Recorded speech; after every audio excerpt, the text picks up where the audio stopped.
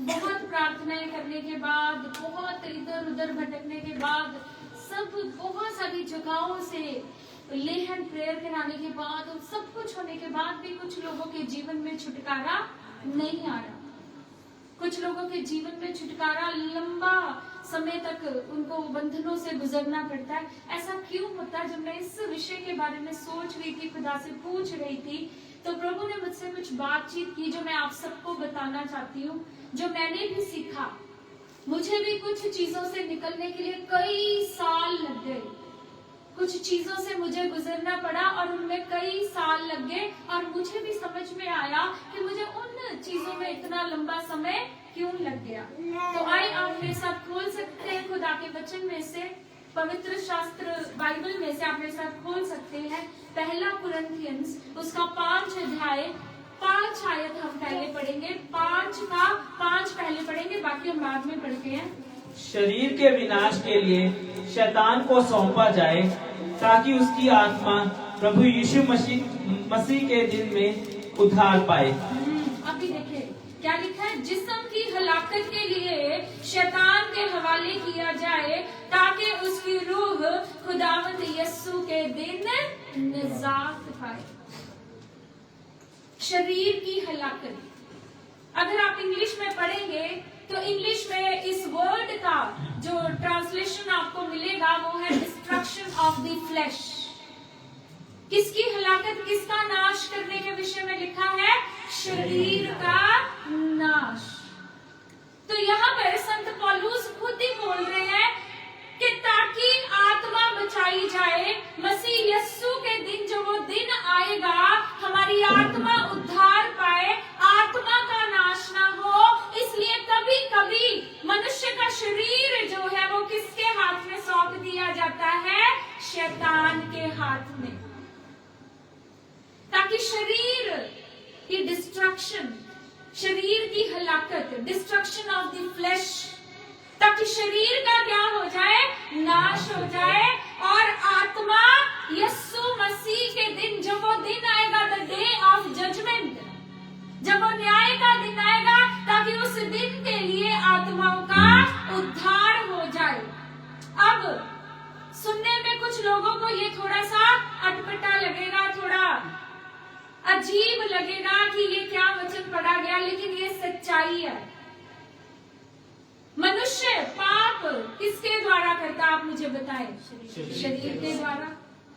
या तो आप ये करें कि अपने शरीर को पहले पाप से बचा लें, या तो आप क्या करें, अपने शरीर को पाप करने से रोक लें। अपने शरीर के अंगों को, अपने विचारों को, अपने जहन को, अपनी सोचों को, अपनी बॉडी को, या तो आप पहले ही क्या करें, पाप करने से इसे रोक ले, पाप करने से इसे बचा ले। लेकिन अगर आप पाप पे पाप करते जा रहे हैं, वचन आपके ऊपर असर नहीं कर रहा, कलाम आपके ऊपर असर नहीं कर रहा, परमेश्वर के लोगों की हिदायतें आपके जीवन में किसी तरीके से काम नहीं कर रही, आप ढिठाई में फंसे पड़े हैं, आप पाप पे पाप, पाप पे पाप आप शरीर में करते जा रहे हैं, एक समय ऐसा आता है कि फिर परमेश्वर शैतान को क्या करता है? परमिशन दे देता है, अलाउ कर देता है, ताकि आप शरीर में क्या करें? दुख उठाएं।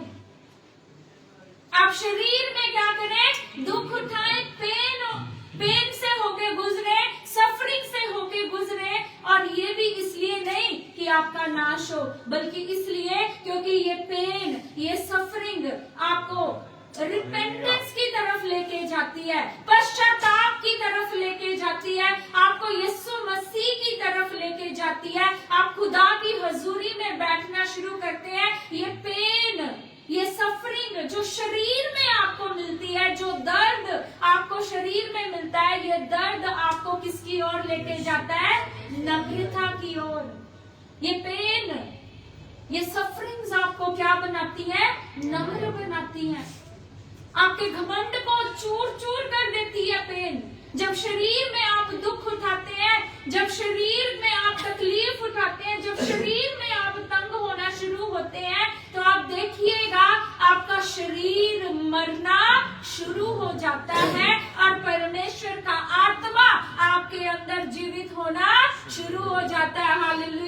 Hallelujah, hallelujah, hallelujah. इसलिए संत पौलुस क्या कहता है कि इन्हें कुछ समय के लिए किसके हाथ में, मैं बताऊंगी ये किस विषय पे बात हो रही है। पहले जरा हम इस आयत के ऊपर, इस वचन के ऊपर, इस स्पेसिफिक आयत के ऊपर मनन कर ले, फिर हम इसका बैकग्राउंड भी देख लेंगे। लेकिन संत पौलुस यहाँ पर क्या कहता है, शरीर की हलाकत के लिए, for the destruction of the flash, शरीर के नाश के लिए कहता कुछ समय के लिए किसके हवाले सौंप दो इन्हें, शैतान के हवाले। परमेश्वर कभी कभी ऐसा होने देते हैं, खुदावंद पाक कभी कभी ऐसा अलाउ करते, परमिशन देते हैं, क्योंकि उस खुदा, वो खुदावंदों का भी क्या है, खुदा है। हर तरह की स्पिरिट, सब कुछ परमेश्वर के अधीन है। इसलिए कभी कभी खुदा अलाउ करता है, कभी कभी परमेश्वर क्या करता है, अलाउ करता है कि मनुष्य शैतान के हाथों में, उसका शरीर शैतान के हाथों में सौंप दिया जाए, ताकि उसकी आत्मा का नाश ना हो, ताकि उसकी आत्मा उद्धार पाले, ताकि उसकी आत्मा उस दिन के लिए बचा ली जाए। Hallelujah, hallelujah, hallelujah.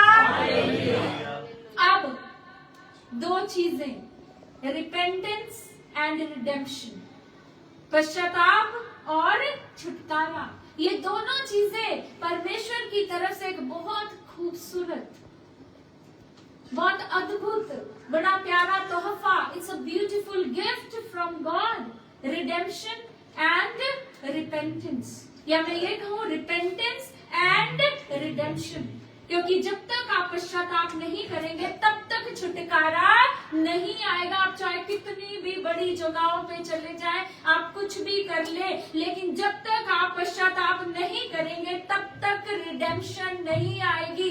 जब तक आप रिपेंट नहीं करेंगे तब तक छुटकारा नहीं आएगा। इसलिए परमेश्वर ये होने देते हैं कि जब तक आप पश्चाताप नहीं कर पा रहे, जब तक आपको जिन चीजों से रोका जा रहा है, जिन चीजों के विषय में इंस्ट्रक्शन दी जा रही है, ये कलाम आपको बहुत हिदायतें देता है, ये वचन आपको बहुत कुछ सिखाता है, खुदा के दास आपको बहुत कुछ सिखाते, लेकिन जब तक आप वो सीखते नहीं, जब तक आप अपने शरीर से, अपने हृदय से, अपने मनों से, अपने सोचों और विचारों से, जब तक आप उन चीजों को दूर नहीं करते, जब तक आप अपने आप को उन पापों से अलग नहीं करते, पश्चाताप नहीं करते, तब तक परमेश्वर, ताकि आपकी रूह बचा ली जाए, ऐसा होने देते हैं। परमेश्वर ऐसा अलाउ करते, शैतान को परमिशन दे देते हैं, ताकि वो आपको शरीर में दुख पहुंचा सके, आपको शरीर में तकलीफ पहुंचा सके, ताकि आपकी रूह नाश ना हो, आपकी रूह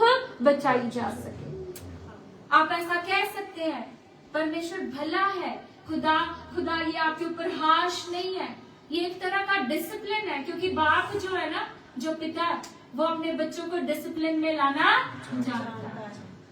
एक बाप जितना वो प्रेम करता है, जितना वो स्नेह करता है, वो कभी कभी उसको, अपने बच्चों को डिसिप्लिन में लाने के लिए उसको कभी कभी छड़ी उठानी पड़ती है, कभी कभी उसको सोटा लगाना पड़ता है। लेकिन ये जो सोटा आपको लगता है ना, ये जो लाठी आपको बचती है, ये सोटा आपको जो लगता है, ये आपको शांति पहुंचाता है अंत में। Hallelujah, hallelujah.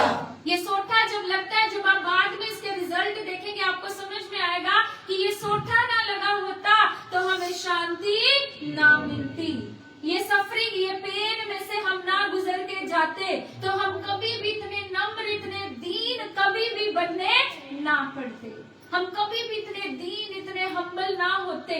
जब हम पेन में से जाते हैं, सफरिंग में से जाते हैं, ब्रोकननेस में से, टूटेपन में से गुजरते हैं, लोगों को इस्तेमाल किया जाता आपको तोड़ने के लिए, वो सिर्फ आपको नम्र बनाने के लिए, आपके अंदर से घमंड को दूर करने के लिए, आपको दीन बनाने के लिए, आपको नम्र बनाने के लिए, ताकि आपकी रूह का प्योरिफिकेशन, आपकी रूह सेंटिफाई की जाए, आपकी रूह शुद्ध की जाए, आपकी रूह धोई जाए, आपकी रूह को पाक किया जाए, आपकी रूह को साफ किया जाए। इसलिए कभी कभी शरीर में दुख उठाना पड़ता है। Hallelujah, hallelujah. So for the destruction of the flash, कभी कभी शरीर को नाश होने के लिए, या ये कह ले कुछ समय के लिए दर्द में से होकर गुजरने के लिए परमेश्वर खुद ही क्या कर देते हैं, अलाउ करते हैं। खुद ही परमेश्वर अलाउ, आपका पेन बहुत बढ़ जाता है, लेकिन जैसा परमेश्वर आपको बनाना चाहते, जब तक वैसा दीन आप नहीं बनते, जब तक वैसे नम्र आप नहीं बनते, जब तक उस तरह से आपका शरीर नहीं मरता, आपका सेल्फ नहीं मरता, तब तक आपको उस पेन में से, उस सफरिंग में से होके गुजरना पड़ेगा। इसलिए आप कभी कभी हैरान हो जाते हैं, आप कभी कभी विचलित हो जाते हैं, बेचैन हो जाते हैं कि हमारा छुटकारा क्यों नहीं हो रहा। छुटकारा हो जाएगा।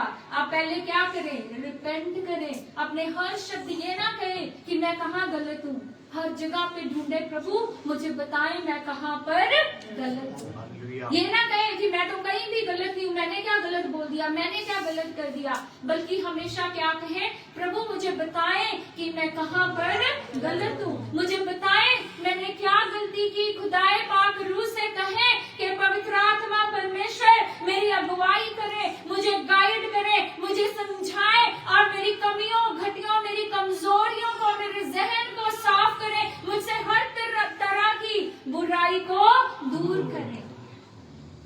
सेंटिफिकेशन, जब तक आप सेंटिफाई नहीं होते, जब तक आप प्योरीफाई नहीं होते, ये पेन और ये सफरिंग एक तरह की आग है। इस आग में से आपको होके गुजरना पड़ता है ताकि आप प्योर बन जाएं, आप शुद्ध बन जाएं, आप सोने की तरह शुद्ध बन के निकले। हालेलुया। हम देखें कि संत पौलुस ने आखिर ऐसा भयानक सा, थोड़ा डर भी लगता है कि प्रभु तो खुद ही कह रहे हैं कि क्या करें, for the destruction of the self. आप फ्लैश आप किसके हाथों में सौंप दिए जाए, शैतान के हाथों में। आए इस वचन का, इस जो हमने 1 कोरिन्थियंस चैप्टर नंबर 5 पढ़ा, उसकी पहली आयत हम पढ़ेंगे। 5वीं अभी हमने पढ़ी, अब हम पहली पढ़ेंगे। यहाँ तक सुनने में आता है कि तुम में भय विचार होता है, वन ऐसा भय विचार जो अन्य जातियों में भी नहीं होता, कि एक मनुष्य अपने पिता की पत्नी को रखता है। अभी देखें, कुरिन्थियंस को खुदा ने, संत पौलुस ने ये पत्र लिखा, ये एपिस्टल, ये लेटर उसने कौन सी कलीसिया को लिखा, कुरिन्थ की कलीसिया को लिखा। किस लिए लिखा, क्योंकि वहां पर बहुत पाप बढ़ चुका था, पाप अपनी चरम सीमा पर आ चुका था। पाप, अब हम जानते जब सदोम और गमोरा में पाप बढ़ा, इतना भयंकर पाप, इतना बढ़ चुका था, पाप की कोई सीमा नहीं रही थी, कि वहां पर होमोसेक्सुअलिटी बहुत चरम सीमा पर चली गई थी। तो वहां पर भी क्या आया था, नाश आया था। यहाँ पर भी पौलुस अपने कलीसिया को, कुरिन्थियंस की कलीसिया को ये पत्र लिख रहा है, और उस पत्र का लिखने की वजह क्या पड़ेगी, क्यों उसने कहा कि क्या करें, इनको कुछ समय के लिए इस व्यक्ति को क्या किया जाए, शैतान के हाथों में सौंप दिया जाए, ताकि इसका शरीर नाश हो जाए, या कह रहे for the destruction of the flash. क्योंकि वहां पर एक व्यक्ति ने पाप किया, हो सकता है वैसा पाप वहां पर आम हो।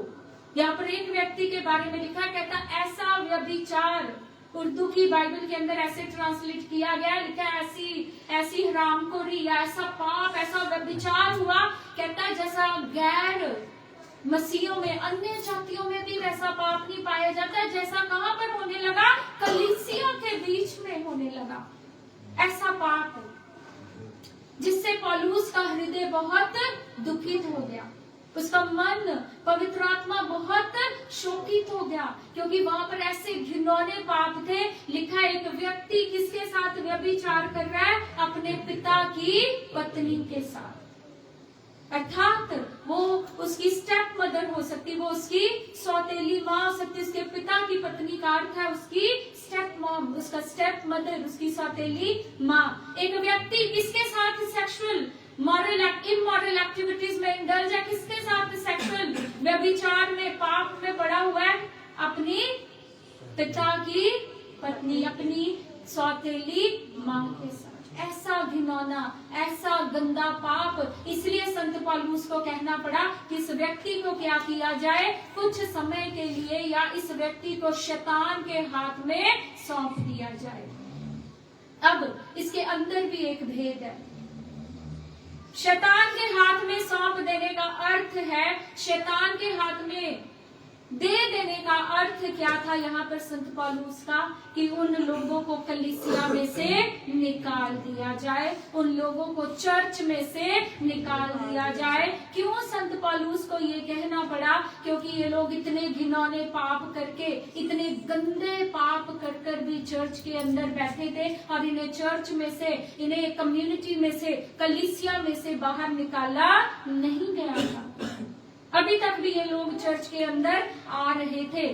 चर्च के अंदर, कलीसिया के अंदर, कलीसिया की पवित्रताई को प्रोटेक्ट रखना, कलीसिया की पवित्रताई को पाक रखना, बनाए रखना, ये चर्च की ड्यूटी है। इसलिए संत पौलुस ने कहा इन्हें शैतान के हाथ में सौंप दिया जाए, अर्थात इन्हें क्या किया जाए? कलीसिया से बाहर निकाल दिया जाए।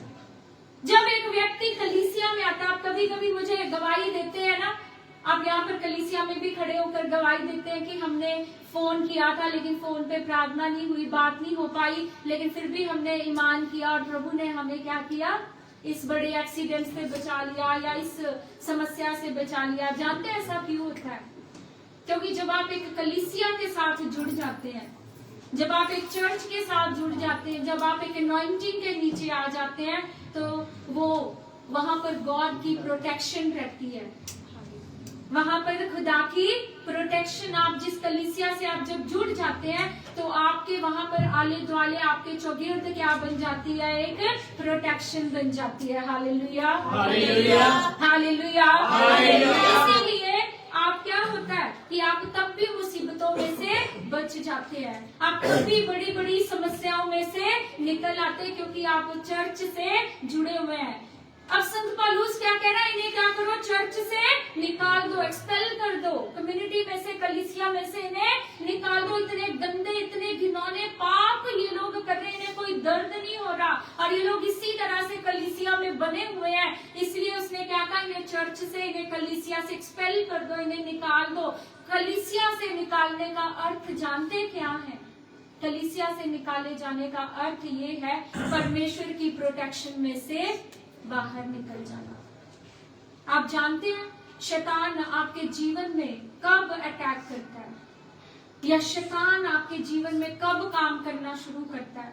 पहले वो आपको शनिवार या इतवार, आपको जब संगति में आना है तो वो आपको शनिवार को ढेर सारे काम याद दिलाएगा।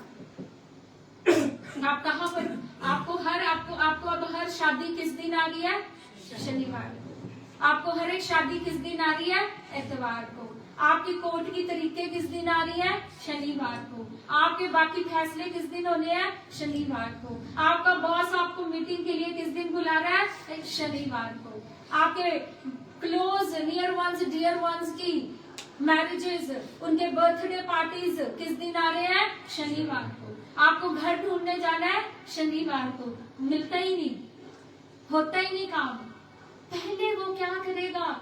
ये मैं आपको मैं उपहास करने के लिए या आपको नीचा दिखाने के लिए नहीं कह रही, मैं आपको कुछ समझाना चाहती हूँ कि उसी दिन आपको दुनिया भर के काम आएंगे, क्योंकि वो पहले क्या करेगा? आपको कलीसिया से अलग करेगा। वो पहले आपको चर्च से अलग करेगा ताकि आप उस प्रोटेक्शन में से बाहर आ जाएं। आप जैसे ही प्रोटेक्शन में से बाहर आ जाएंगे तो वो आपके ऊपर अटैक करना शुरू कर देगा। आप उसके बाद देखें धीरे धीरे आपके जीवन के अंदर एक के बाद एक समस्याएं आना शुरू हो जाएंगी, और जिन कामों के लिए आपने संगति मिस की है वो काम भी आपके हो ही नहीं रहे, लेकिन जैसे ही आप संगति में आएंगे आपके वो काम भी होने शुरू हो जाएंगे। इसलिए इन सब बातों को, सब आत्मिक रूप से, शारीरिक रूप से पौलुस क्या कहना चाहता है? हमें इन सब बातों को समझने की, कलीसिया को इन सब बातों को समझने की आवश्यकता है, क्योंकि हम समझ नहीं पाते, हम अपने मन के विचारों के अनुसार चलते रहते हैं। हमें लगता है हमारा आज काम, वो काम, फलाना काम, ABCD XYZ काम हमारा ज्यादा इम्पोर्टेंट है। हमें लगता है दूसरी किसी जगह पर जाना ज्यादा खास है बजाय हमें संगति में आने के। आज ही हमारे घर में शनिवार को या इतवार को ही हमारे घर में जब हमारे संगति करने का समय, आज ही हमारे घर में सारे गेस्ट आने हैं। आज ही हमारे घर में, आज ही हमें कहीं से इम्पोर्टेंट एक इन्विटेशन आना है, और हम अक्सर क्या करते हैं, हम उन इन्विटेशंस पे उनको एक्सेप्ट करना ज्यादा इम्पोर्टेंट समझते बजाय कलीसिया में आने के। लेकिन आपको अभी तो ये कितनी बड़ी बात है, संत पौलुस तो खुद क्रोधित होकर, दुखित होकर, इन घिनौने पापों से, घिनौने कार्यों से दुखित होकर पौलुस तो खुद कह रहा है इन्हें क्या कर दिया जाए, चर्च से, कलीसिया से बाहर निकाल दिया जाए। अर्थात इन्हें जैसे ही आप प्रोटेक्शन से बाहर आए, शैतान आपके ऊपर अटैक करना शुरू हो जाएगा। तो वो पहले क्या करेगा, आपको धीरे धीरे कलीसिया से अलग करेगा, धीरे धीरे आपको चर्च से तोड़ेगा, धीरे धीरे आपको खुदा की उपस्थिति से बाहर ले जाएगा। प्रोटेक्शन से जब आप बाहर आ जाएंगे, उसके लिए अटैक करना आसान हो जाता है। इसलिए ये जरूरी है आपको समझना कि जो मर्जी हो जाए, आपको कलीसिया आना कितना जरूरी है, आपको चर्च से जुड़े रहना कितना जरूरी है। तभी आप प्रोटेक्टेड रहते हैं। आप देखा होगा आपने सबने अपने जीवनों में कि परमेश्वर ने आपको कितनी बार, मैं सीढ़ियों से उतर रहा था, उतर रही थी, मैं मेरा सर फट सकता था, मुझे कुछ भी हो सकता था, लेकिन प्रभु ने संभाल लिया। जब आप कलीसिया में लगातार आते हैं, जब आप चर्च से जुड़े रहते हैं, परमेश्वर ऑफ कोर्स आपको संभालता, आप उसकी प्रोटेक्शन में बने रहते हैं। Hallelujah, hallelujah, hallelujah, hallelujah. आपको याद होगा जब अय्यूब के ऊपर शैतान ने अटैक करना था, आक्रमण करना था, या उसे टेम्प्ट करना था, उसने परखना था। जब शैतान ने उसे परखना था, तो उसने सबसे पहले परमेश्वर से क्या कहा था कि तूने इसके चारों ओर क्या किया है, सुरक्षा कवच बांध रखा है, बाड़ा बांध रखा है, प्रोटेक्शन शील्ड लगाई हुई है, पहले तू इसे तोड़, तब तो मैं इसके जीवन में काम कर पाऊंगा, तब तो मैं इसे जान पाऊंगा, परख पाऊंगा। इसी तरह से उसका पहला काम क्या होता है, आपके जीवन के चौगिर्द, आसपास, आर पार जो परमेश्वर ने प्रोटेक्शन लगाई है, पहले वो क्या करना चाहता है, उस प्रोटेक्शन को तोड़ना चाहता है, तभी वो आपके जीवन में काम करता है। और जब आप इस प्रोटेक्शन से बाहर आते हैं, आप शरीर की सुनते रहते हैं, शरीर को पाप में पड़े रहना देना चाहते हैं, तो फिर क्या होता है, खुदा के दास ने भी बोला जाने दो शैतान के हाथ में, जाने दो प्रोटेक्शन से बाहर। परमेश्वर भी कुछ समय के लिए कभी कभी क्या करते हैं, अलाउ करते हैं, परमिशन देते हैं स्पिरिट्स को, दुष्ट आत्माओं को, के वो खुदा अपना हाथ पीछे हटा लेता है, और फिर उनको आपके जीवन में काम करने का अधिकार मिल जाता है। और अधिकार कहाँ से मिलता है, आपके पाप के द्वारा। कहाँ से अधिकार मिलता है, आपके पाप के द्वारा। इसलिए आपको बहुत चौकन्ना रहना पड़ता है, अलर्ट रहना पड़ेगा। अगर आप अपने जीवनों में छुटकारा चाहते हैं, तो आपको पश्चाताप करना पड़ेगा। अब आपको लगता होगा कि पास्टर जी हम तो ना व्यभिचार में है, ना तो हमारा जीवन किसी बड़े पाप में, ना व्यभिचार में है हमारा जीवन, ना हम जी पॉर्न वीडियोस देखते हैं, ना हम कोई करप्शन, भ्रष्टाचार करते हैं, फिर हमारे जीवन में छुटकारा क्यों नहीं है। आए अब हम इसी वचन में थोड़ा सा और आगे चलते हैं। 6th और 7th verse, 1 Corinthians 5th chapter, 5वां अध्याय, 6वीं और 7वीं आयत हम पढ़े। तुम्हारा घमंड करना अच्छा नहीं, क्या तुम नहीं जानते कि थोड़ा सा खमीर पूरे गूंदे हुए आटे को खमीर कर देता है। पुराना खमीर निकाल कर अपने आप को शुद्ध करो कि नया गूंधा हुआ आटा बन जाओ, ताकि तुम अखमीरी हो, क्योंकि हमारा भी फसह जो मसीह है बलिदान हुआ है। Hallelujah, hallelujah, hallelujah. अब खुदा का कलाम क्या कहता है, हमें कभी कभी लगता है हम तो व्यभिचार नहीं करते, हम कौन सा पॉर्न वीडियोस देख रहे हैं, हम कौन सा कोई भ्रष्टाचार कर रहे हैं, हमने कौन सा कोई रिश्वत, हम ना बड़े बड़े पापों की तरफ देखना शुरू कर देते हैं। लेकिन जो अंदर छोटी छोटी गंदगी भरी है, जो अंदर छोटा छोटा पाप भरा है, जो व्यवहार के अंदर घमंड भरा है, जो हृदय के अंदर, मन के अंदर ईर्ष्या भरी है, जो क्रोध भरा है, हम उसकी तरफ ध्यान देना ही नहीं चाहते। बोलने में, अपने शब्दों में इतने उतावले हो जाते हैं, हम बोलना चाहते हैं फटाफट, हमें लगता है हम अपने मुख से कुछ ना कुछ बोल के ही हमें शांति मिलेगी। हम जानते नहीं कि हम अपने लिए क्या कर रहे हैं। आप बड़ी चीजों को देखते रहते हैं, लेकिन आपका नाश, आपके जीवन में बंधन, शैतान के आक्रमण खत्म नहीं होते, क्योंकि आप छोटी छोटी बातों की तरफ ध्यान ही नहीं देते।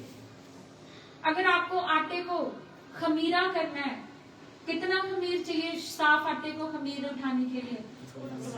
बिल्कुल थोड़ा सा, जस्ट बिल्कुल पिंच भी आप डाल देंगे, मुझे लगता तो भी वो खमीर हो जाएगा, तब भी वो खमीर हो जाएगा।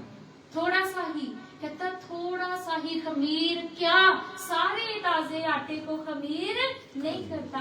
आपके स्वभाव की थोड़ी सी बातें, छोटी सी बातें, छोटा सा घमंड भी, छोटा सा गंदा व्यवहार, छोटी सी की हुई पीठ पीछे चुगली, छोटी सी ईर्ष्या, ये सब चीजें भी आपको पूरे के पूरे स्वभाव को बिगाड़ देती हैं, आपके पूरे स्वभाव को खराब कर देती हैं, आपके पूरे आटे को, शुद्ध ताजे आटे को खमीर कर देती हैं। इसलिए वो क्या कहता है कि आपको क्या करना पड़ेगा? पुराना खमीर निकाल कर अपने आप को पाक कर लो, ताकि ताजा गुंधा हुआ आटा बन जाओ। Hallelujah, hallelujah. आप जानते हैं, अगर आप थोड़ा सा यीस्ट डालें, थोड़ा सा खमीर मिलाएं ताजे आटे में, वो क्या करता है? सिर्फ थोड़ा सा फ्लेवर चेंज कर देता है आटे का, क्या थोड़ा सा फ्लेवर चेंज करता है। लेकिन जब वो खमीर पुराना हो जाए, वो खमीर रहने दो उसी आटे में, 2 दिन 4 दिन हफ्ता छोड़ दो, जब वो खमीर पुराना हो जाए, फिर आटा कैसा हो जाता है? बिल्कुल ही खराब, यूज करने के योग्य ही नहीं, बिल्कुल बसा जाता, बिल्कुल बासी हो जाता, बिल्कुल गंदा, सिर्फ किसके काम आता है फिर वो? फेंकने के, कचरे में फेंकने के, डस्टबिन में फेंकने के वो सिर्फ काम आता है। इसी तरह से खमीर, एक छोटा सा घमंड, एक छोटी सी ईर्ष्या, वो बढ़ती जाती है। आप दूर नहीं करते अपने आप को उससे, आप दूर नहीं करते। आप अपने आप को देखिए, घमंड करना, ईर्ष्या करना इज योर। या आपके मन में जैसे किसी के लिए ईर्ष्या आई, आप घुटने टेकते और खुदा से बोलते, प्रभु मेरे मन में उस व्यक्ति के लिए बहुत ईर्ष्या आ रही है, प्रभु मुझे उस व्यक्ति के ऊपर बहुत क्रोध आ रहा है, प्रभु मेरे मन को, मेरे जहन को, अपने आत्मा को भेजे और मुझे क्या कर दे? साफ कर दे। Hallelujah, hallelujah, hallelujah. लेकिन इस एक थोड़ी सी ईर्ष्या, आपने ईर्ष्या की, उस ईर्ष्या के चलते आपने उस व्यक्ति का कुछ बुरा किया, फिर वो ईर्ष्या और पक्की होती जाती, फिर जो वो कुछ और करेगा उसके साथ कुछ और अच्छा होगा, आपको उससे और ज्यादा ईर्ष्या होगी। कभी कभी लोगों को छोटी सी बात पे दूसरों से ईर्ष्या हो जाती। कैसे? मान लीजिए मैंने सिस्टर ममता की तारीफ कर दी, और सिस्टर ममता की तारीफ कर दी और सिस्टर सुप्रिया को ये बुरा लग गया, या मैंने पंकज की तारीफ कर दी, कमल को ये बुरा लग गया। ईर्ष्या, वो छोटा सा एक कण आपके अंदर किसका है? ईर्ष्या का। आप उस ईर्ष्या के चलते, अच्छा मैंने तो कुछ भी ऐसा किया ही नहीं, मैंने तो सिर्फ तारीफ ही की पंकज के अच्छे काम की, मैंने तो कुछ किया ही नहीं, लेकिन आपके अंदर एक छोटी सी ईर्ष्या थी, आपको उसकी तारीफ पसंद नहीं आई और आप यहाँ से मुंह बना के कंधे मटकाते हुए आप यहाँ से निकल गए। और फिर आने वाले समय में क्या होगा? वो ईर्ष्या और ज्यादा बढ़ जाएगी। जबकि अगर आपके अंदर ऐसा आना नहीं चाहिए, अगर आया है तो खुदा से आप कहें कि आपकी मदद करे परमेश्वर, अपने उस विचार को परमेश्वर के अधीन कर दे, अपने उस विचार को खुदा के अधीन ले आए, ताकि खुदा आपको क्या करे? पाक और साफ करे। नहीं तो फिर अगर आप नहीं मानते, तो फिर क्या होगा? पौलुस कहता फिर जाने दो, फिर इन्हें जाने दो, for the destruction of the flash. इनके शरीर के द्वारा ये पाप करते जाते, ढीठ बनी जा रहे, पाप पे पाप करी जा रहे, ईर्ष्या पे ईर्ष्या करी जा रहे, दूसरों की निंदा पे निंदा, चुगली पे चुगली ये लोग करी जा रहे। आपको क्या लगता है, अब जब आप यहाँ से जाएं या किसी और जगह से जाएं और फिर आप जब इस मिनिस्ट्री से बाहर जाकर 4 लोग इकट्ठे होकर या किसी और जगह से जाकर फिर इकट्ठे होकर आप किसी भी बात में आप जो डिस्कशंस करते हैं, आपको क्या लगता है वो डिस्कशंस खमीर नहीं है? वो डिस्कशंस खमीर है आपके स्वभाव की। वो डिस्कशंस जो आप करते हैं वो चुगली है। वो डिस्कशंस आप जो करते हैं वो बुराई है, वो निंदा है। तो फिर आपके बंधन, आपके रुकावटों के लिए भी आप तैयार हो जाए। फिर कितने भी आप anointed man of women of God को पर्सनली भी जानते हैं, तब भी आप स्ट्रगल में ही रहेंगे, तब भी आपके बंधन टूटने वाले नहीं है, तब भी आपके ऊपर से शैतान का अधिकार जाने वाला नहीं है। लेकिन द मोमेंट यू रिपेंट, जैसे ही आप रिपेंट करते हैं आप रिडेम्पशन को देखेंगे। आप जैसे ही पश्चाताप करते हैं आप छुटकारे को देखेंगे। Hallelujah, hallelujah, hallelujah, hallelujah, hallelujah, hallelujah. आपको क्या देखना है? बड़ी बातें नहीं, सिर्फ बड़ी बातें नहीं, आप अपने स्वभाव की छोटी छोटी बातों को प्लीज थोड़ा सा खमीर जो आपके अंदर है उस खमीर को, ये खमीर ना बहुत पुराना हो चुका है, ये खमीर बहुत पुराना, क्योंकि आपने काम ही नहीं, आपने निकाला ही नहीं, खमीर को निकाला ही नहीं, आटे को ताजा होने ही नहीं देते, आटे को बसाते जा रहे और बुरी हालत करते जा रहे इस शरीर की, और आटे को खराब करते जा रहे। अंत में तो फिर ये फेंकने के ही काम आएगा, अंत में तो ये नाश होने के ही काम आएगा। प्रभु आपसे प्यार करते हैं। खुदा नहीं चाहता आपकी एक भी व्यक्ति की रूह नाश हो, खुदा चाहता हर एक रूह, एक सिंगल रूह भी बचाई जाए। इसलिए परमेश्वर नहीं चाहता, इसलिए वो आपको आपके बॉडी में सफर होने देता है, इसलिए वो आपके शरीर में आपको पेन में से गुजरने देता है, इसलिए वो आपको ताड़ना में से गुजरने देता है। आप आज पश्चाताप कर लें और आगे से वादा करें, आप अपने शरीर के द्वारा पाप नहीं करेंगे। आपके स्वभाव में जो खमीर है आप उसे निकाल फेंकेंगे, उसे बढ़ाएंगे नहीं। मैं सच में कहती हूँ आप परमेश्वर की प्रोटेक्शन में आ जाएंगे। आप उद्धार को, आप छुटकारे को अपने जीवन में देखेंगे। Hallelujah, hallelujah, hallelujah, hallelujah. एक वचन आप और मेरे साथ खोले, पहला शमूएल उसका 16 अध्याय 14 से 16 आयत हम पढ़ेंगे।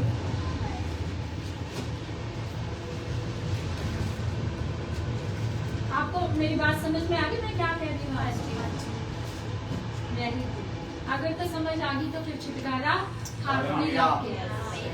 हालेलुया। यहोवा का आत्मा शाऊल पर से उठ गया और यहोवा की ओर से एक दुष्ट आत्मा उसे घबराने लगा। पहला शमूएल उसका 16 अध्याय 14 से 16 आयत। First Samuel chapter number 16 verse number 14 to 16 हम दोबारा एक बार पढ़ेंगे।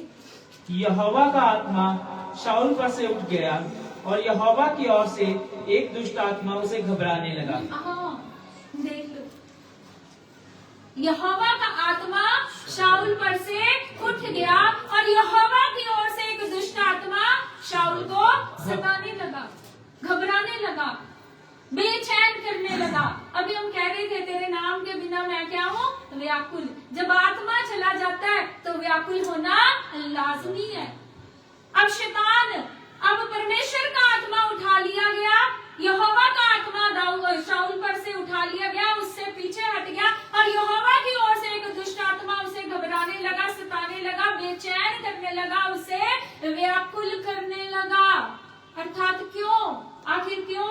क्योंकि शाऊल ने हर बार क्या किया? अनाज्ञाकारी। जब उसे उसके ऊपर तेल उंडेला गया, उसे मसा किया गया। मसा करने का अर्थ, तेल का अर्थ के परमेश्वर का आत्मा उसके ऊपर ठहर चुका था, परमेश्वर का आत्मा उसके ऊपर आ चुका था। परमेश्वर का आत्मा, यहोवा का आत्मा शाऊल के ऊपर उस समय ठहर गया था, लेकिन अनाज्ञाकारिता करने के बाद उसमें से यहोवा का आत्मा उसके ऊपर से उठा लिया गया। 2 बार उसने अनाज्ञाकारिता की। खुदा ने उससे कहा अमालेकियों का कंप्लीटली उनको डिस्ट्रॉय कर देना, अमालेकियों को कंप्लीटली, संपूर्ण रूप से उनका अंत कर देना, उनके बच्चों का, उनके एनिमल्स का, और कुछ भी तुझे मिले। खुदा ने शाऊल से कहा था तू अमालेकियों का कंप्लीटली वध कर देना, उनको खत्म कर देना, फिनिश कर देना, डिस्ट्रॉय कर देना, लेकिन उसने अनाज्ञाकारिता की, मन का एक विचार, उसके हृदय में एक विचार आया कि खुदा ने तो मुझसे, यहोवा ने तो कहा सबका अंत कर दे, मैंने कर दिया, लेकिन अगर मैं 2-4 अच्छे जानवर रख भी लूंगा तो उसमें कुछ भी बुराई नहीं।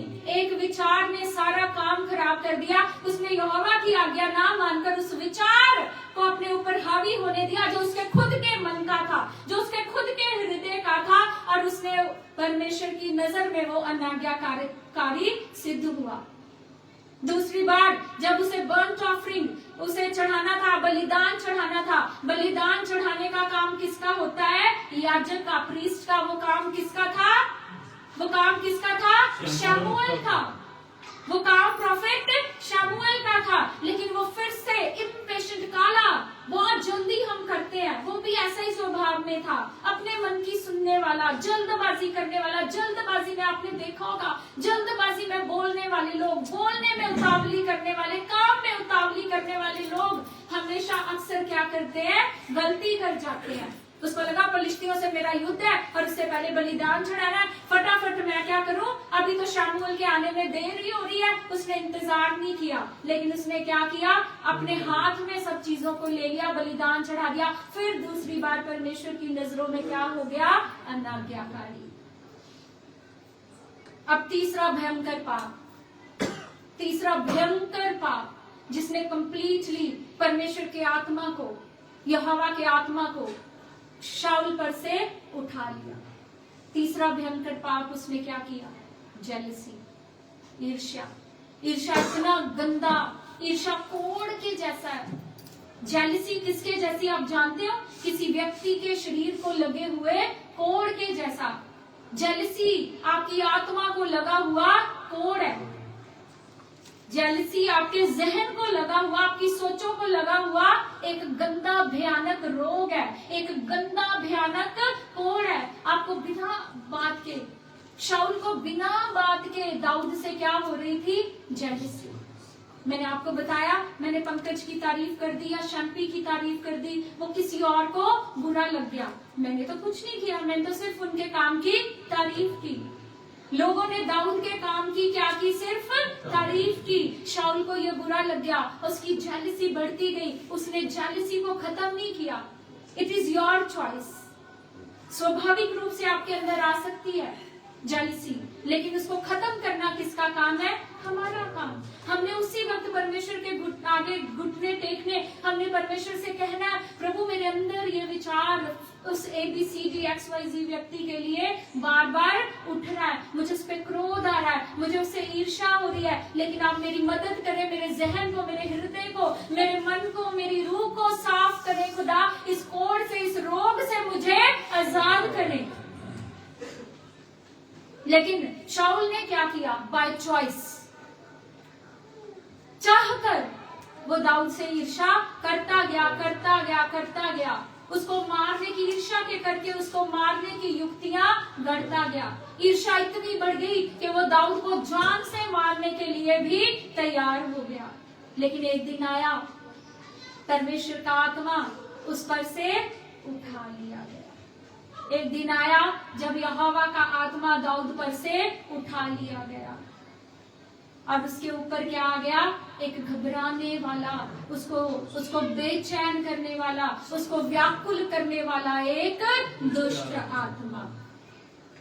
अगर आप अपने क्रोध पे, अपनी ईर्ष्या पे, अपनी चुगलियों की आदत पे, लालच पे, निंदा पे, व्यभिचार पे, पॉर्न वीडियोस देखने की आदत पे, यदि आप खुद पे नियंत्रण नहीं करते, हिब्रू के अंदर अफाक करके एक शब्द का इस्तेमाल किया जाता है जिसका अर्थ है सेल्फ कंट्रोल, जिसका अर्थ है सेल्फ कंट्रोल। अब शाऊल के अंदर कहीं से भी आपको सेल्फ कंट्रोल दिखाई दे ही नहीं रहा। अक्सर लोग कहां से मार खा जाते हैं? परमेश्वर का आत्मा, आपको पता है, आपको पता ही नहीं चलेगा। ये जो थोड़ा सा खमीर आज मैं आपको बता रही हूँ ना, छोटा छोटा जो खमीर है आपके अंदर, मनुष्य के अंदर, मनुष्य को पता ही नहीं चलता कब परमेश्वर का आत्मा उससे दूर हो जाता है और दुष्ट आत्माएं उसको आकर सताने लग पड़ती हैं। कब परमेश्वर का आत्मा उससे पीछे हट जाता है, कब पवित्र आत्मा उससे दूर चला जाता है, और कब दुष्ट आत्माएं आके उसको टॉर्मेंट करने लगती, सताने लगती, उसे पता भी नहीं चलता, क्योंकि उसे समझ ही नहीं आती कि ये छोटी छोटी ईर्ष्या, छोटा छोटा क्रोध, छोटी सी चुगलियां और ये निंदा, ये कितना भयानक रूप ले सकते हैं।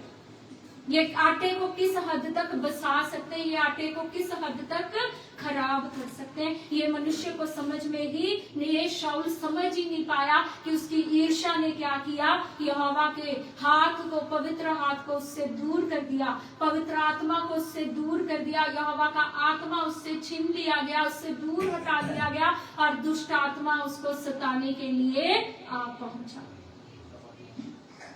इसी तरह से मनुष्य को पता ही नहीं लगता, हमें पता ही नहीं, छोटी सी बात में हम दूसरों से नाराज हो जाते हैं। किसी ने एक जेन्युइन बात भी कही ना, आपको मैं सच कहूं, कभी कभी लोग इस चीज का भी बुरा मान जाते हैं। पर्सनली मत लेना, पर ऐसा होता है, ऐसा करते हैं लोग। यहाँ से टीम में से कोई भी लोग आके आपको कह देंगे ना कि आप थोड़ा आगे आ जाओ, उसमें भी आपको बुरा लग जाता है। आपको बोल देंगे ना यहाँ मत बैठो, आप इधर खड़े हो जाओ, या यहाँ से इधर आ जाओ, या सिस्टर जी प्लीज ऐसा ना करो, आपको ये भी बुरा लग जाता है। जेन्युइन बातें भी हमें बुरी, और वो फिर बाद में हम बैठ के ग्रुप में बैठ के डिस्कशन करते चुके। ये भयानक बातें मैं आपको बुरा कहने के लिए नहीं, मैं आपको समझाना चाहती हूँ कि हम इन बातों की तरफ ध्यान नहीं देते, लेकिन ये खमीर है। कहता पुराने खमीर को क्या करो, पुराना स्वभाव, प्लीज मेरी हाथ जोड़ के विनती, कहता पुराना खमीर निकाल दो, पुराना स्वभाव निकाल दो, आटे को शुद्ध कर लो, आटे को ताजा कर लो। Hallelujah, hallelujah, hallelujah, hallelujah. और फिर देखें शाऊल के मंत्री संतरी उसको क्या कहते हैं, कहते हैं ऐसा कोई व्यक्ति ढूंढते हैं जो तेरे लिए क्या करे, हार्प प्ले करे, तेरे लिए बजाए, आराधना करे, और तेरा, ताकि तेरे को इस दुष्ट आत्मा से छुटकारा मिले। अब किसको ढूंढा, जिससे जलता था,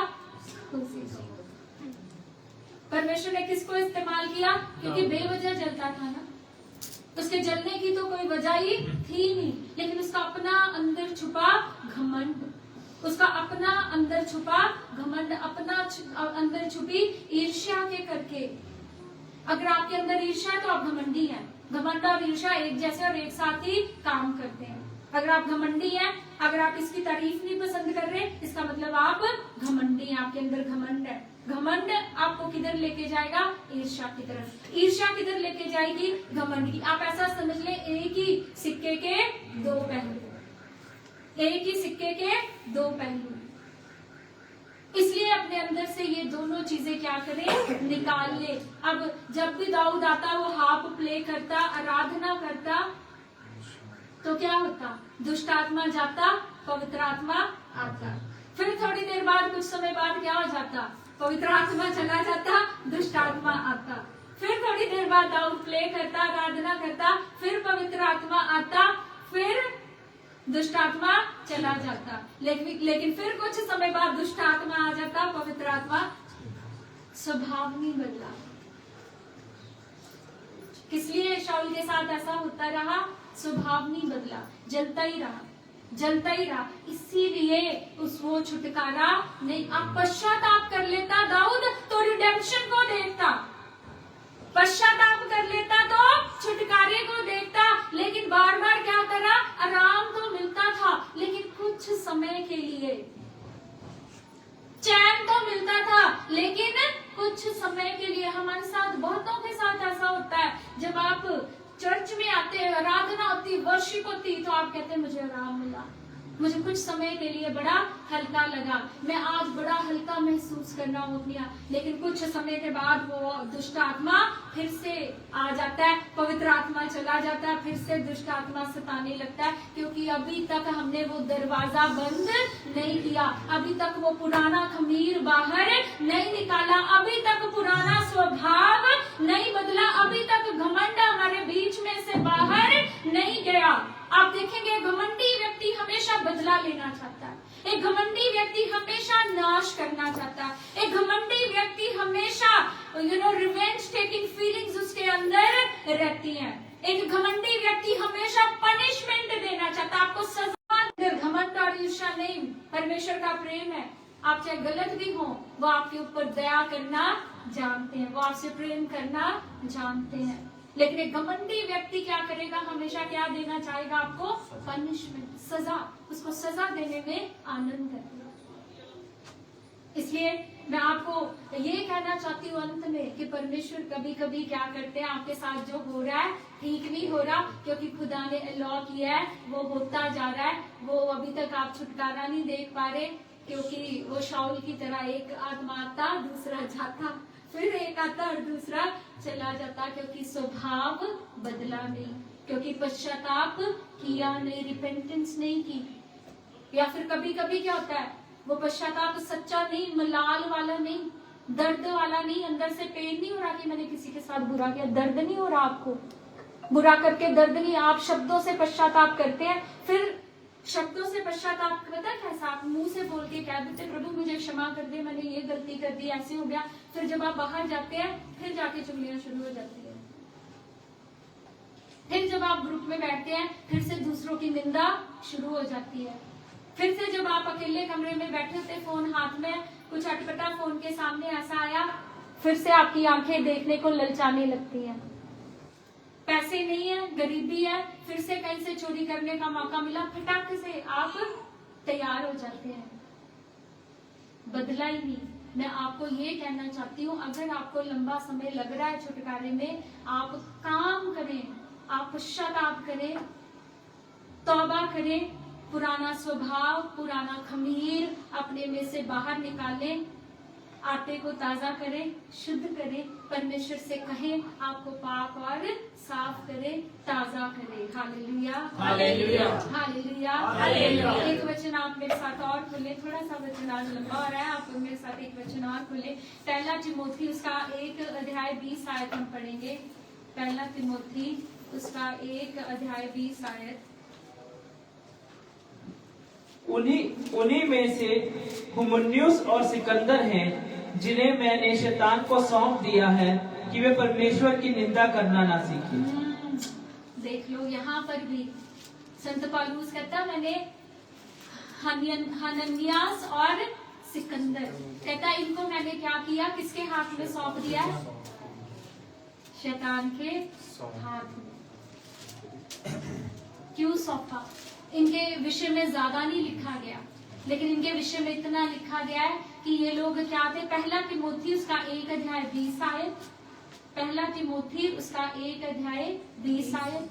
क्यों शैतान के हाथ में, बता पौलुस ने इनको सौंप दिया, अर्थात इनको भी चर्च से, कलीसिया से बाहर निकाल दिया, डिस्कनेक्ट कर दिया, प्रोटेक्शन से बाहर आ गए ये लोग, क्योंकि इनके बारे में ज्यादा जिक्र नहीं है।